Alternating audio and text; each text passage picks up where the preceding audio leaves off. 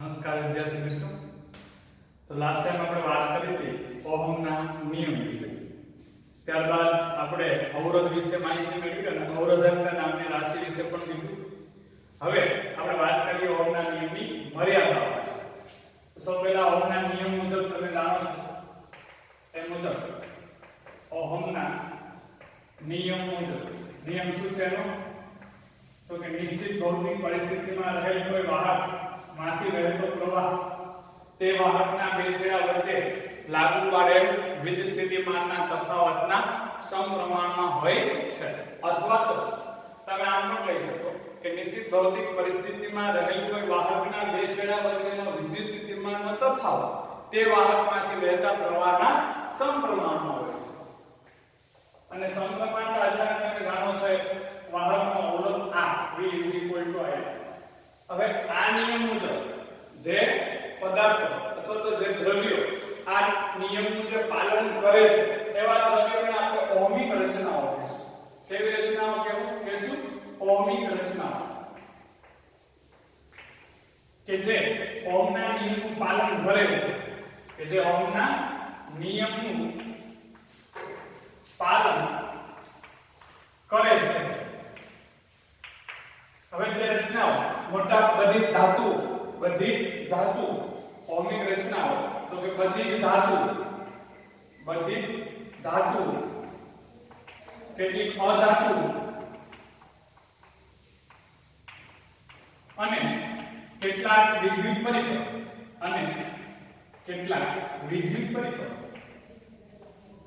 પરિબળ ઓહમના નિયમનું પાલન કરે છે।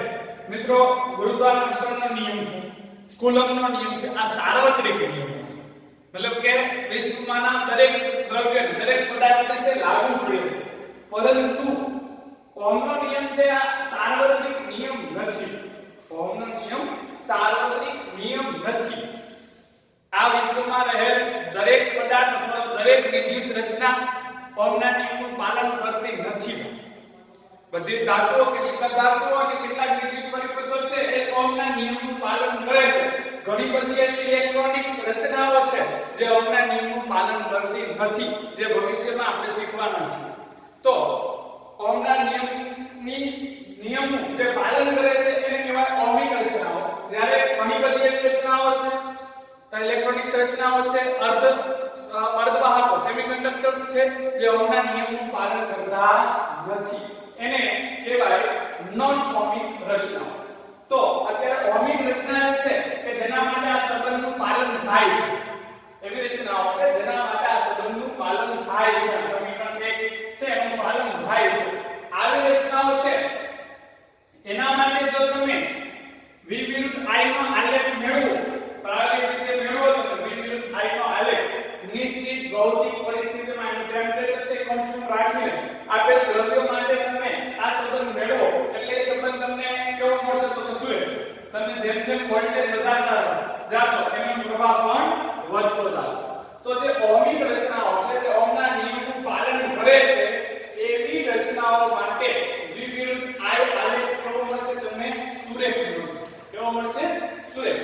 તો હવે જે આપણે વાત કરવી છે ઓહમના નિયમની મર્યાદા વિશે વાત કરવી છે। તો ઓહમના નિયમની મર્યાદા આપણે કોને કહીશું?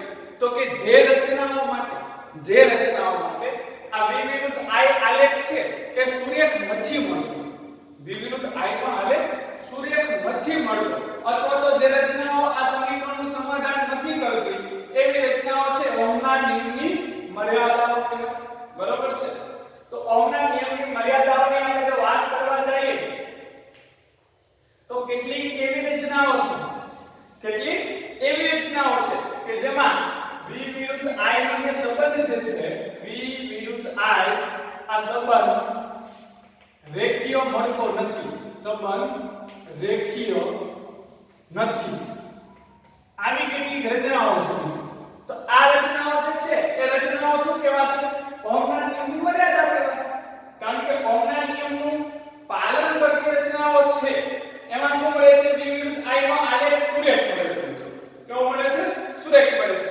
તો જે રચનાઓ છે એમાં V વિરુદ્ધ I નો આલેખ સુરેખ મળતો નથી એવી રચનાઓ શું કહેવાશે? ઓહમના નિયમની મર્યાદા કહેવાશે। આગે ના વાત કરીએ તો ઓહમના નિયમની મર્યાદા તો કે કેટલીક રચનાઓ એવી છે કે જેમાં V વિરુદ્ધ I નો સંબંધ રેખીય મળતો નથી, જેમ કે ડાયોડ. હવે અત્યારે ડાયોડ એટલે શું તમને ખ્યાલ નહીં હોય, આપણે એને આગળ અભ્યાસ કરવાના છે ડાયોડ વિશે, પણ એના માટે V વિરુદ્ધ I નો સંબંધ કેવો પડે છે ને એ હું તમને કહી દઉં. V વિરુદ્ધ I નો સંબંધ આ સેમિકન્ડક્ટર ડાયોડ છે એમાં સુરેખ મળવાને બદલે કંઈક આવો મળે છે. સુરેખ મળવાને બદલે કંઈક આવો V વિરુદ્ધ I નો સંબંધ મળે છે. તો તમે જોઈ શકો છો કે આ સંબંધ છે અહીંયા દર્શાવેલ V વિરુદ્ધ I નો સંબંધ ઓહમિક રચના માટે આવો મળે, સુરેખ મળે છે. પછી આટલા જ ઢાળ વડે મળે એવું નથી, કોઈ બીજા દ્રવ્ય માટે આમ પણ મળે, આમ પણ મળે. તો ભૌતિક પરિસ્થિતિ બદલાવો તો પણ ઢાળ બદલી જાય, બરાબર છે. પરંતુ એવી રચના કે જેમાં V વિરુદ્ધ I નો સંબંધ રેખીય નથી, તો એ રચના છે, એ રચના શું ગણાશે? ઓહમના નિયમની મર્યાદા ગણાશે, બરાબર છે.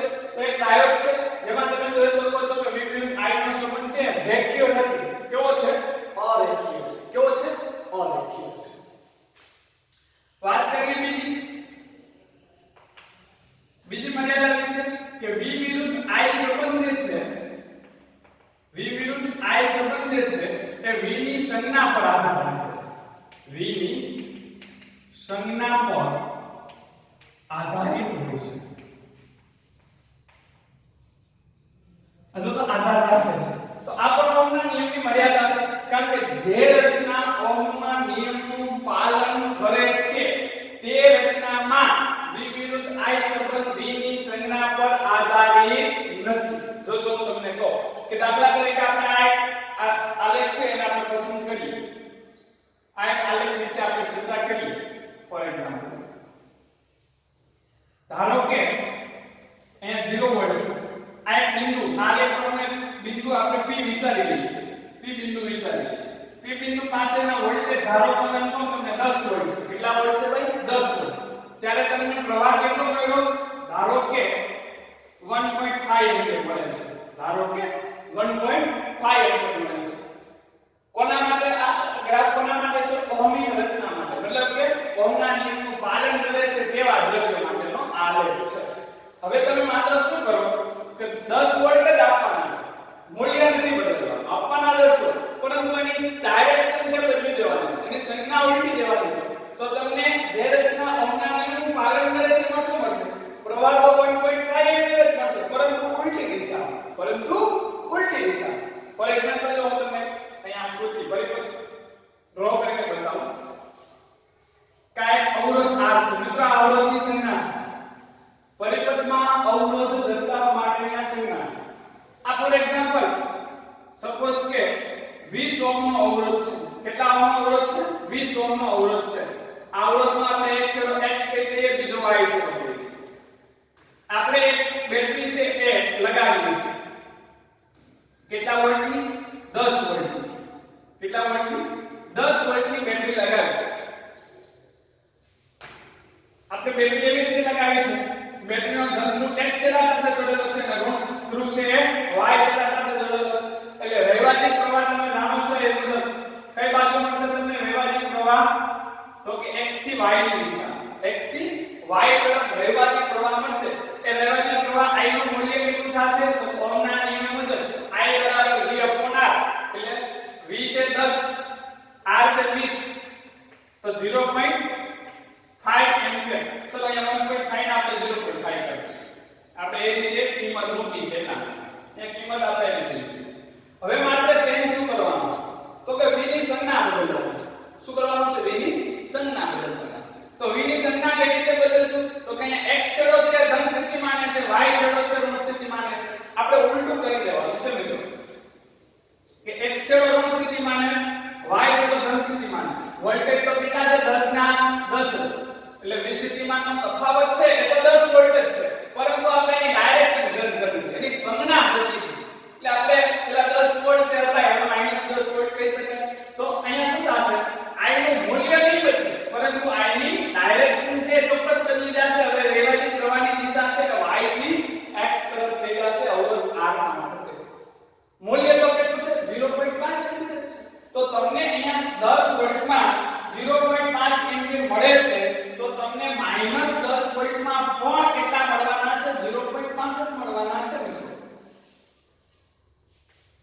જેવી રીતે અહીંયા તમને 10 વોલ્ટ છે કે આ બાજુ માઈનસ આ બાજુ ઉપર 10 વોલ્ટ નાખો -10 વોલ્ટ તો તમને પ્રવાહ તો છે એ અહીંયા પણ કેટલો મળવાનો છે મિત્રો તો કે 0.5 એમ્પિયર પણ -0.5 એમ્પિયર પણ એક દિશાનો પ્રવાહ પ્રથમ કિસ્સામાં આપણે કીધું x થી y તરફ પ્રવાહ હતો બીજા કિસ્સામાં y થી પણ મૂલ્ય તો કેટલું રહ્યું 0.5 એમ્પિયર નું જ રહ્યું તો જે રચના ઓહમના નિયમનું પાલન કરે છે તેવી રચનાઓમાં v ની i નું મૂલ્ય છે v ની સંજ્ઞા પર આધારિત નથી મતલબ કે v વિરુદ્ધ i નો સંબંધ છે એ v ની સંજ્ઞા ઉપર વોલ્ટેજની સંજ્ઞા ઉપર આધારિત નથી પરંતુ જે રચનાઓ ઓહમના નિયમનું પાલન નથી કરતી મતલબ કે ઓહમના નિયમની મર્યાદા કહેવાય એના માટે v વિરુદ્ધ i સંબંધ શું છે v ની સંજ્ઞા ઉપર આધારિત રાખે છે બીજા શબ્દોમાં હું કહું તો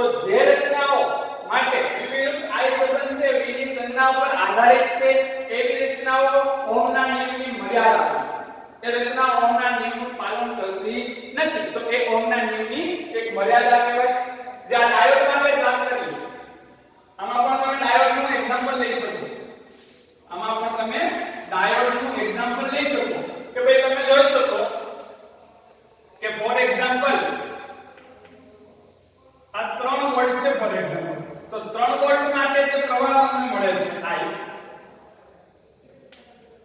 આ 3 વોલ્ટ છે 3 વોલ્ટ ધારો કે એના માટે તમને પ્રવાહ ધારો કે મળે છે I dash for example I dash પ્રવાહ મળે છે તો વિરુદ્ધ દિશામાં માત્ર તમે કેટલા વોલ્ટ રાખો 3 વોલ્ટ વિરુદ્ધ દિશામાં તમે 3 વોલ્ટ આપો આ 3 વોલ્ટ તો તમને પ્રવાહ છે એ અહીંયા જેટલો મળ્યો તો એટલો જ મળતો નથી પરંતુ તમને પ્રવાહ I ડબલ ડેશ મળે છે તો વોલ્ટેજનું મૂલ્ય તો સેમ છે 3 વોલ્ટ માટે એક દિશામાં તમને પ્રવાહ મળ્યો I ડેશ તો વિરુદ્ધ દિશામાં એટલા જ વોલ્ટ માટે એટલો જ પ્રવાહ મળેલ નથી મિત્રો એના કરતા કંઈક અલગ પ્રવાહ મળેલ છે મતલબ કે સમાન વોલ્ટેજના સમાન મૂલ્ય માટે પ્રવાહ I નું મૂલ્ય બંને દિશાઓ માટે એક સમાન નથી મતલબ કે અહીં v વિરુદ્ધ I નો સંબંધ છે v ની સંજ્ઞા પર આધારિત છે તો આ પણ એક ઓહમના નિયમની મર્યાદા કહેવાય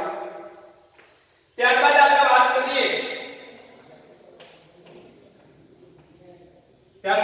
વાત કરીએ તો v વિરુદ્ધ I સંબંધ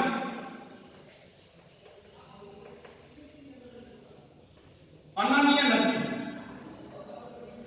અથવા તો જુદો જુદો છે અનન્ય નથી અથવા તો જુદો જુદો છે એટલે શું ફરીથી સમજાવું કે જે રચનાઓ ઓહમના નિયમનું પાલન કરે છે એવી રચનાઓ માટે જે રચના ઓહમના નિયમનું પાલન કરે છે તેવી રચનાઓ માટે નિશ્ચિત ભૌતિક પરિસ્થિતિમાં 10 વોલ્ટ માટે પ્રવાહ 0.5 એમ્પિયર છે 10 માટે 0.5 એમ્પિયર છે અહીંયા ધારો કે 20 વોલ્ટ કરો કેટલા વોલ્ટ કરો 20 વોલ્ટ 20 ના છેદમાં 20 એટલે તમને પ્રવાહ કેટલો મળે 1 એમ્પિયર મળે 20 વોલ્ટ માટે તમને પ્રવાહ કેટલો મળશે 1 એમ્પિયર ધારો કે તમે 15 વોલ્ટ કરો કેટલા કરો 15 વોલ્ટ તો તમને પ્રવાહ કેટલો મળશે 15 ના છેદમાં 20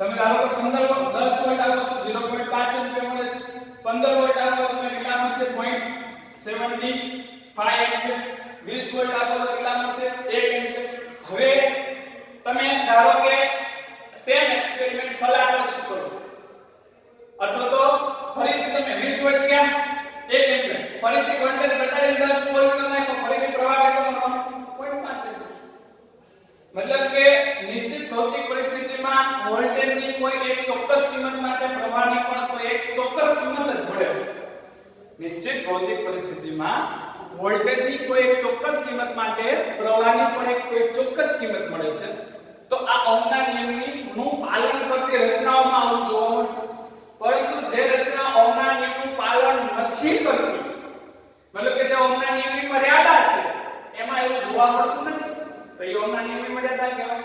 ફોર એક્ઝામ્પલ, એક રચના સેમિકન્ડક્ટર અર્ધવાહક રચના gallium arsenide GS gallium arsenide આ એક એવી રચના છે કે જેમાં વિવિધ આયનનો સંબંધ છે એ અનન્ય નથી. ફોર એક્ઝામ્પલ જો આપણે અહીંયા એક વોલ્ટેજની કોઈ એક કિંમત છે, ધારો અહીંયા 0 વોલ્ટ ઇલેક્ટ્રોન આવી રીતે અહીંયા વોલ્ટેજની એક કિંમત છે V1, એના માટે પ્રવાહ I મળે છે અથવા તો I1 મળે છે. હવે તમે આગળ વધો, અહીંયા વોલ્ટેજ કેટલા તો કે V2, પ્રવાહ તો I1. હવે તમે અહીંયા જો વોલ્ટેજ કેટલા V3, પ્રવાહ તો I1 છે. જે રચના ઓહમના નિયમનું પાલન કરે છે એવી રચનામાં વોલ્ટેજની એક ચોક્કસ કિંમત માટે પ્રવાહનું એક જ ચોક્કસ મૂલ્ય મળશે. 10 વોલ્ટ માટે પ્રવાહ 0.5 એટલે 0.5. હવે બીજા કોઈ વોલ્ટેજ માટે પ્રવાહ 0.5 એમ્પિયર મળશે નહીં. 10 વોલ્ટ સિવાયના વોલ્ટ માટે પ્રવાહ 0.5 નથી મળવાનો. 10 વોલ્ટ સિવાયનો વોલ્ટેજ આપશો એટલે પ્રવાહ 0.5 સિવાયનો જ મળશે. અનન્ય સંબંધ અહીંયા છે. ઓહમના નિયમનું પાલન કરતી રચનામાં V અને I વચ્ચેનો સંબંધ અનન્ય છે. એક વોલ્ટેજની કોઈ ચોક્કસ કિંમત માટે પ્રવાહનું ચોક્કસ મૂલ્ય છે. અહીંયા એવું નથી. અહીંયા કેવું છે જુઓ તમે કે વોલ્ટેજ V1 છે. એક વોલ્ટેજ V1 છે, એના માટે પ્રવાહ કેટલો મળે છે I1. ફરીથી V2 વોલ્ટેજ માટે પણ પ્રવાહ કેટલો I1. અહીંયા એવું નહીં. ઓહમના નિયમનું પાલન કરતી રચનામાં એવું નહીં. ત્યાં વોલ્ટેજની ચોક્કસ કિંમત માટે પ્રવાહનું ચોક્કસ મૂલ્ય મળશે.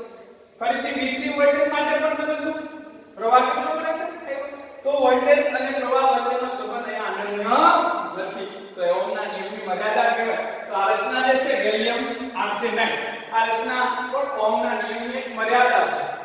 તો મિત્રો આ વાત કરી આપણે ઓહમના નિયમની મર્યાદા વિશે. ક્લિયર?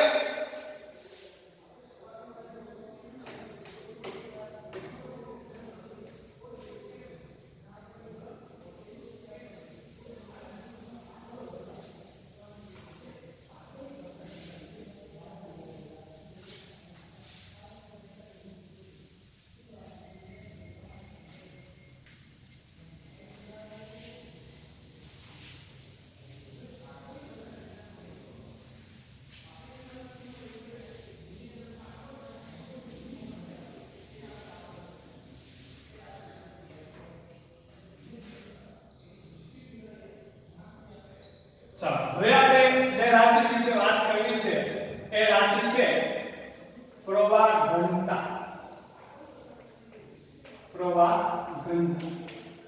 જેની સંજ્ઞા છે જે સદિશ રાશિ છે પ્રવાહ ઘનતા. હવે આપણે આના વિશે છે વાત કરશું.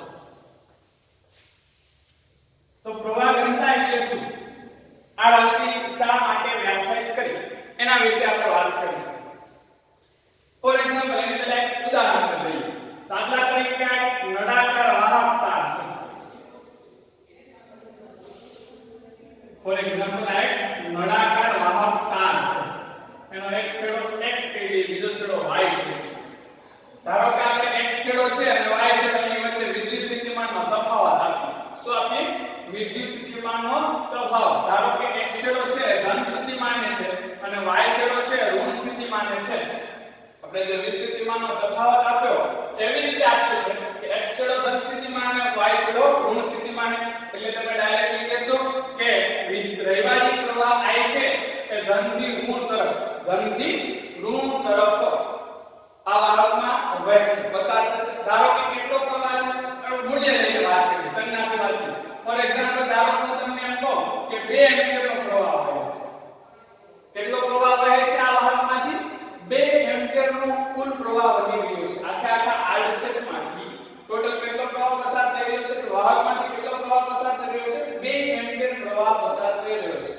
તો અહીં પ્રવાહ I છે 2 એમ્પિયર છે, એનો મતલબ કે 2 કુલમ પર સેકન્ડ. અગાઉ આપણે વાત કરેલી છે કે આ વાહકમાંથી 2 એમ્પિયર પ્રવાહ વહી રહ્યો છે. મતલબ કે આ વાહકના કોઈ પણ આડછેદમાંથી દર સેકન્ડે કેટલો વિદ્યુત ભાર પસાર થઈ રહ્યો છે? 2 કુલમ જેટલો વિદ્યુતભાર મિત્રો પસાર થઈ રહ્યો છે. આનો તમે કોઈ પણ આડછેદ લો, આનો તમે ગમે તે આડછેદ લો, આ કોઈ પણ આડછેદમાંથી દર સેકન્ડે 2 કુલમ જેટલો વિદ્યુતભાર પસાર થઈ રહ્યો છે. આ આડછેદ લો, આમાંથી પણ 2 કુલમ પ્રતિ સેકન્ડ, આમાંથી પણ 2 કુલમ પર સેકન્ડ, આમાંથી પણ 2 કુલમ પર સેકન્ડ. દરેક આડછેદમાંથી 2 કુલમ જેટલો વિદ્યુતભાર દર સેકન્ડે પસાર થઈ રહ્યો છે. બીજા શબ્દોમાં કેવું હોય તો જેટલો વિદ્યુતભાર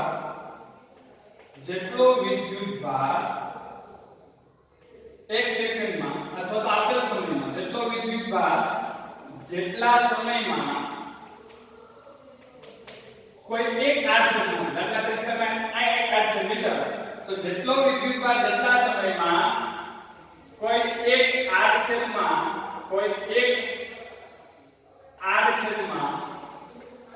દાખલ થાય છે તેટલો જ તેમાંથી બહાર પણ નીકળે છે. જેટલા સમયમાં જેટલો વિદ્યુતભાર કોઈ એક આડછેદ અથવા તો દરેક આડછેદમાં, આપણે એમ પણ કહી શકીએ કે અહીંયા આ જે વાહક છે એમાંથી કેટલો પ્રવાહ વહી રહ્યો છે? 2 એમ્પિયર. 2 એમ્પિયર નો મતલબ શું? 2 કુલમ હશે. એનો મતલબ કે આના દરેક આડછેદમાંથી પર સેકન્ડ 1 સેકન્ડમાં 2 કુલમ જેટલો વિદ્યુતભાર પસાર થઈ રહ્યો છે. બીજા શબ્દોમાં આ આડછેદ જેટલા સમયમાં જેટલો વિદ્યુતભાર મેળવે છે એટલા જ સમયમાં આટલો વિદ્યુતભાર પાછો ગુમાવે છે. બીજા નામથી આ આડછેદ છે કે જેટલા સમયમાં જેટલો વિદ્યુતભાર મેળવે છે એટલો સામો શું કરી દે છે? આપી દે છે. તો બીજા શબ્દોમાં આપણે કેવું હોય તો આ વાહકમાં વિદ્યુતભાર છે, વિદ્યુતભાર એ વાહકના કોઈ બિંદુ પાસે સંગ્રહ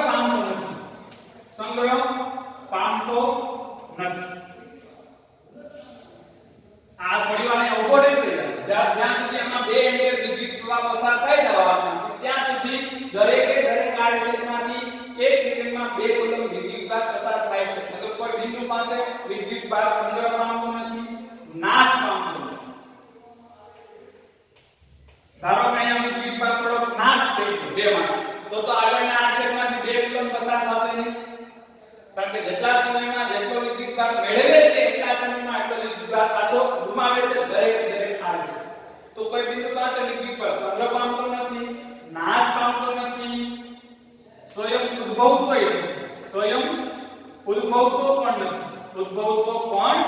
નથી. નહીતર શું થાય? બીજામાં થોડો વધારે વિદ્યુતભાર પસાર થાય તો કોઈ પણ બિંદુ પાસે વાહકના કોઈ પણ બિંદુ પાસે વિદ્યુતભાર સંગ્રહ પામતો નથી, નાશ પામતો નથી કે સ્વયં ઉદ્ભવતો નથી. ક્યારે? જ્યારે તેમાંથી સ્થિર પ્રવાહ વહેતો હોય ત્યારે. જ્યારે કોઈ વાહકમાંથી સ્થિર પ્રવાહ વહે છે. કેવો પ્રવાહ? સ્થિર પ્રવાહ વહે છે. ત્યારે જ્યારે કોઈ વાહકમાંથી સ્થિર પ્રવાહ વહે છે ત્યારે તેના કોઈ પણ બિંદુ પાસે વિદ્યુતભાર સંગ્રહ પામતો નથી, નાશ પામતો નથી કે સ્વયં ઉદ્ભવતો નથી. એટલે કે વિદ્યુતભારનું સંરક્ષણ થાય છે. વિદ્યુતભારનું સંરક્ષણ થાય. જેટલો આવે છે એટલો જ જાય છે. દરેક આડછેદ જેટલા સમયમાં જેટલો વિદ્યુતભાર મેળવે છે એટલા જ સમયમાં એટલો વિદ્યુતભાર ગુમાવે છે. આ દિશામાં કેવો પ્રવાહ છે? સ્થિર પ્રવાહ. આગળ મેં કીધું છે કે પ્રવાહનું મૂલ્ય સમય સાથે બદલાતું નથી. પ્રવાહનું મૂલ્ય સમય સાથે અચળ રહેતું હોય તો આ પ્રવાહને સ્થિર પ્રવાહ કહેવાય. અને સ્થિર પ્રવાહના કિસ્સામાં વાહકમાં જે વિદ્યુતભાર પસાર થાય છે ત્યારે વિદ્યુત પ્રવાહ કોઈ બિંદુ પાસે સંગ્રહ પામતો નથી, નાશ પામતો નથી કે સ્વયં ઉદ્ભવતો નથી. એટલે કે વિદ્યુતભારનું સંરક્ષણ થાય છે. મિત્રો, આપણે જે વાત કરી છે પ્રવાહ ઘનતા નામની રાશિ વિશે વાત કરી. તો પ્રવાહ ઘનતા નામની રાશિ જે છે એના વિશે હવે આપણે વાત કરીએ.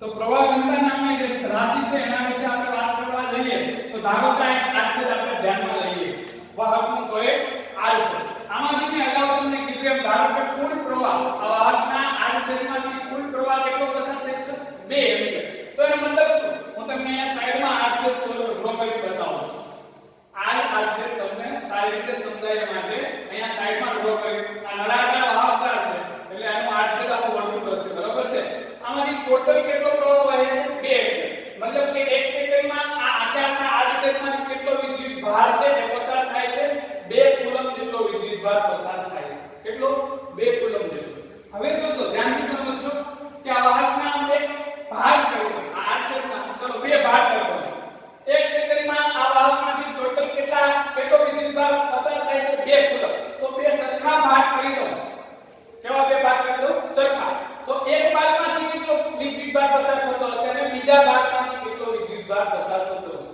તો તમે કહેશો કે એક ભાગ છે એમાંથી 1 કુલમ અને બીજો ભાગ છે એમાંથી 1 કુલમ 1 સેકન્ડમાં ટોટલ 2 કુલમ વિદ્યુત ભાર પસાર થાય છે આખા આડછેદમાંથી એના બે ભાગ કરીને આપણે વિચારીએ તો એક ભાગમાંથી 1 કુલમ બીજા ભાગમાંથી 1 કુલમ ચલો બે ભાગ નહીં 4 ભાગ સરખા કરી દીધું કેટલા 4 ભાગ સરખા કરીએ તો એક ભાગમાંથી 0.5 કુલમ બીજા ભાગમાંથી 0.5 કુલમ ત્રીજા ભાગમાંથી 0.5 કુલમ અને ચોથા ભાગમાંથી 0.5 કુલમ વિદ્યુત ભાર પસાર થાય છે આખા આડછેદમાંથી 2 કુલમ વિદ્યુત ભાર પસાર થાય જો આવી રીતે હોય તો અહીંયા વિદ્યુત ભારના વહન છે એ આડછેદમાં સરખી રીતે વિતરિત થયેલ છે જો આવું હોય તો વિદ્યુત ભારનું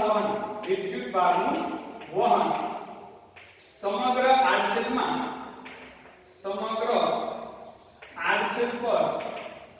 પર સમાન રીતે વિતરિત થયેલ છે એમ કહેવાય તેમ કહેવાય પરંતુ આવું ન હોય તો શું એના વિશે આપણે નેક્સ્ટ લેક્ચરમાં વાત કરશું